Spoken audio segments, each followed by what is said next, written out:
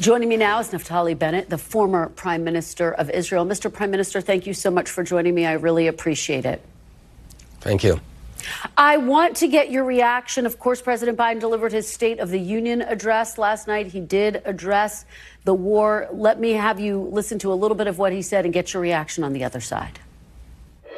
Israel must allow more aid into Gaza to ensure humanitarian workers aren't caught in the crossfire. For the leadership of Israel, I say this: humanitarian assistance cannot be a secondary consideration or a bargaining chip. Protecting and saving innocent lives has to be a priority. What do you make of the fact that the president chose this huge platform to seemingly call out the Israeli government? And do you agree with that statement that he just made? No, I don't. I don't agree. The problem is not the amount of aid going into Gaza. The problem is that Hamas is hijacking that aid, robbing that aid, taking it to itself, and then selling it back in the black market in Gaza at about tenfold the price, and many Gazans can't afford it. So again, we are not using this as a negotiation chip or anything of that sort. The problem is that Hamas is stopping that aid from reaching the people who need that aid, and that's why we have to defeat Hamas, clean Hamas, and then form a new Gaza. Well, I guess the question is, and the Biden administration would agree with your assessment, what you're saying about Hamas, but the question is, why can't the U.S. and Israel work together on expanding humanitarian access? For example, he announced this new port to get aid into Gaza. Shouldn't the U.S. and Israel be working together on that? We are. Israel certainly is happy about these elements or any methodology of bringing in food into Gaza. But again, once it reaches Gaza, you have the Hamas terrorists who take over and siphon off a big portion of the food, so some people in Gaza don't get that food. And I want to emphasize, we are talking about a terror government that unfortunately was elected by the people of Gaza in democratic elections. But that's the problem here. We have a terror organization that tells us we want to repeat the murderous massacres of October 7th, go in and rape Israeli women and kill Israeli children and sever heads of Israelis just like we did last time. And that's why we have to eliminate this organization for the benefit of Israelis and the benefit of Gazans. And the best way to solve this problem is to accelerate the defeat of Hamas.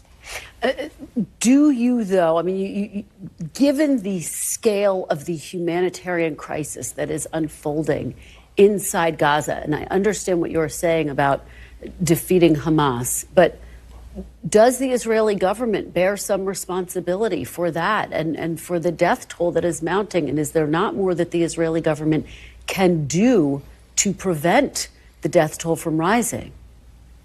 We are bending over backwards to reduce as much as possible the death of civilians. However, Hamas is bending over backwards to increase the number of dead Gaza civilians by denying them food, by hiding behind civilians, sometimes shooting at its own civilians who want to run away from harm's way in areas that we afford them to do that. So you have an organization who is deliberately doing everything to ramp up the number of its own dead people, so then you'll ask me these questions and to apply pressure on Israel. What we need is to finish off Hamas. We're very much making progress, but now we're being stopped to some degree by the international community. This is a very bad idea because Hamas is the problem, not the solution. How do you respond to President Biden, though, who has said he thinks that Israel can do more? I think we're doing everything we can. I don't agree with that statement. President Biden is a great friend to Israel, but on this specific issue, I think the best way to make this whole thing go away and solve the problem is to give us the leeway and the backing to finish the job of cleaning up Hamas so everyone in this region can live peacefully, and it is possible. I would like to talk to you about the discussions that are underway to try to secure the release of more hostages in exchange for a temporary ceasefire. Can you give us a status update? Because our latest reporting is that those negotiations had hit a significant roadblock. Do you think there is any expectation that a deal can be reached by Ramadan, which starts next week? I think the chances, unfortunately, are low because Hamas is saying no.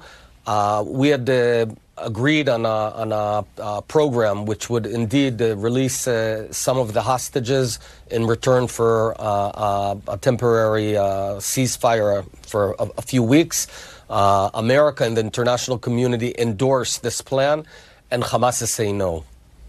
So given that, does that mean that a ground invasion into Rafah is all but inevitable at this point next week? And doesn't that just mean that the civilian death toll will rise even farther? Well, the only reason that we need to go to Rafah is to clean up Hamas, where the remainder of Hamas is. I want to emphasize, we have absolutely no desire to enter Rafah or enter Gaza for that matter. We left Gaza about 16 years ago or more, 17 years ago. We have no territorial claims on Gaza. We've got nothing we want to do with Gaza. We just want to live in peace.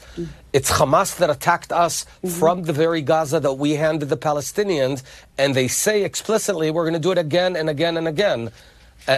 So essentially, we have absolutely no choice but to defeat Hamas. I wished this were not the case, but it is a very cynical and very evil organization, terror organization, and we just really have no choice. And just to be very clear, does that mean that a ground invasion into Rafah next week? Should people be bracing for that sometime next week? And I know that there's going to be an attempt to try to get the civilians out of harm's way. How will that be possible? Where will they go? Well, first of all, I cannot anticipate, what the precise military actions will be. I can say what I would do if I were prime minister, and I would proceed to let the civilians move away from Rafah to the north, to the area of north of Khan Yunis. There's a great amount of space there to afford for their movement. And then once the civilians have evacuated, yes, I would enter Rafah and clean up Hamas in Rafah. So that would be, we're talking about 2 to 3 months of the process. Very quickly, because I'm getting a wrap, but is there really any safe place for them to go? You're talking about displacing these people to the north. Can you guarantee that that's safe, Mr. Prime Minister? Yeah, there are safe havens that we do not attack because there's no Hamas infrastructure. This is not a good thing. I don't want to present this as if this is something that we want to do, that we enjoy doing. But if you had a terror state on your neighborhood, in your neighborhood, adjacent to where you're living, and they tell you, we killed your daughters, we raped your daughters and killed your sons, we're going to do it again, the only way to do away with it is to remove them. That's what we're facing. We have absolutely no choice.